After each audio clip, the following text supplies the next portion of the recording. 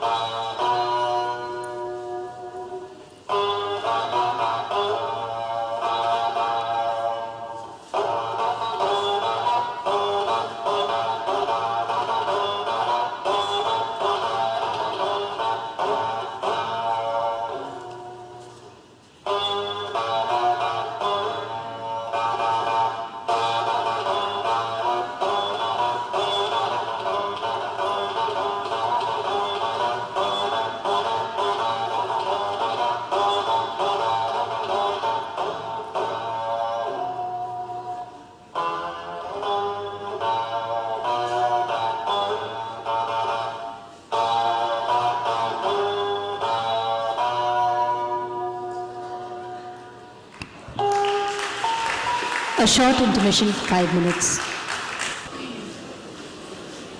கிருஷ்ணா, வர வர கரையிலே உட்கார முடிய மாட்டேங்கிறதுண்ணா. என்ன யோஜனை? இல்ல, நமக்கே இப்பதான் கல்யாணம் ஆன மாதிரி இருக்கு.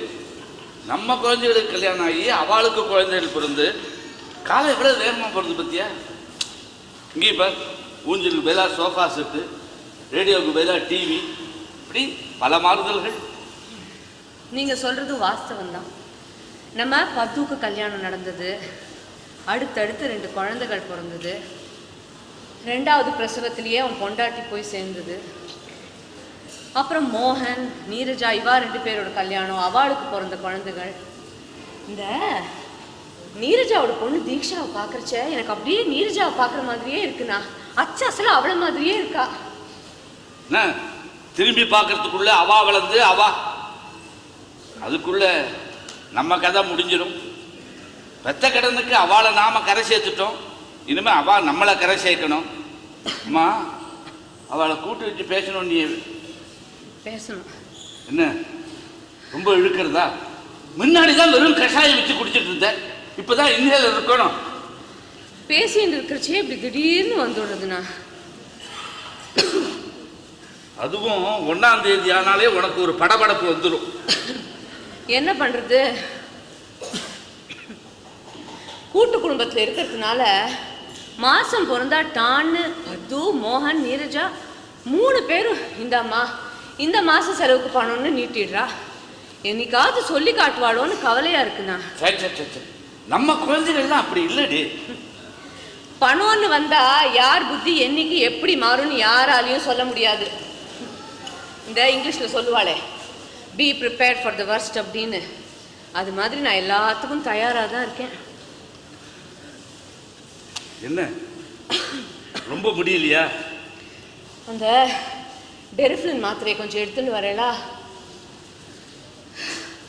கடைசி மூச்சு இருக்கிற வரைக்கும் கழுத்தறுத்துட்டு தான் போகும். நான் தினம் பகவானை வேண்டிக்கிறது தான், இழுத்து பறிச்சுட்டு இருக்காம படார்னு போயிடணும். என்ன தத்து குத்து பேசுற?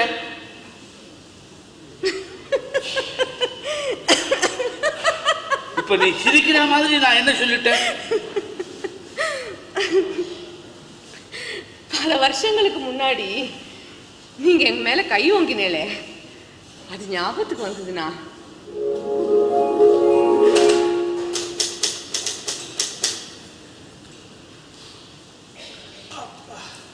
கல்யாணி, கல்யாணி, ஒரு ரூபாய் காப்பி கிடைக்குமா? இதோ எடுத்துன்னு வந்துட்டே இருக்கேன். அதுக்குள்ளேயும்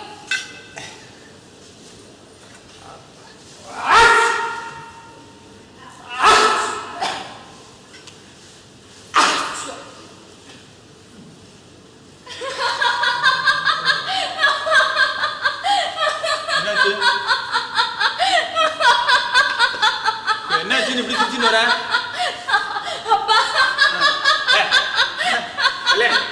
கேக்குறேன் இல்லையோ, பொறுமையை சொல்லிக்காம சொல்லு, என்னாச்சு? அப்பா மூக்கு பொடிக்கு பதிலா காபி பொடியை இழுத்துட்டாரு. அதுக்கு இப்படி சிரிப்பானே, எங்க இருக்காரு அப்பா இப்போ? கிணத்தடியில மூக்க சிந்திட்டு இருக்கார். டிகாக்ஷனா பண்ணிட்டு இருக்கு. அதுக்கு விழுந்து விழுந்து சிரிக்கிறமா எப்படி? அப்பா, அப்பா. நிறுத்து, போற நிறுத்து. இல்லனே அரங்க என்ன தெரியுமா?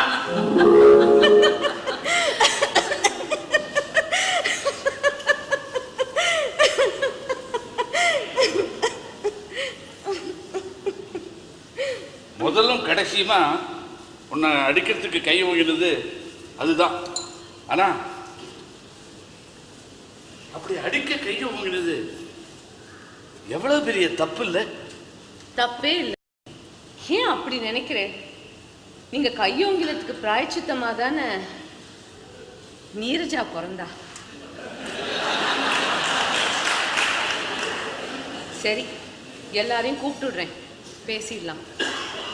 பத்து, உன்னாலதான் முடியலையோ? ஏய் பத்து, பா மோகன், மா நீரஜா, கொஞ்சம் எல்லாரும் வரலா? என்னம்மா? பத்து போய் மச்சின் அழைச்சிட்டு வா. இதம்மா. நீரஜா மாப்பிள்ளை எங்கம்மா? நீ என்ன மட்டும் தானே கூப்பிட்ட? பொண்ணை கூப்பிட்டா உங்க ரெண்டு பேரையும் தான் அர்த்தம். நானும் அவதான் அவள்கிட்ட அதான் சொன்னேன். ஆனா இவதான் தனியா கூப்பிட்டோம், மதிப்பை கேட்டுக்காதீங்கன்னு சொன்னேன்.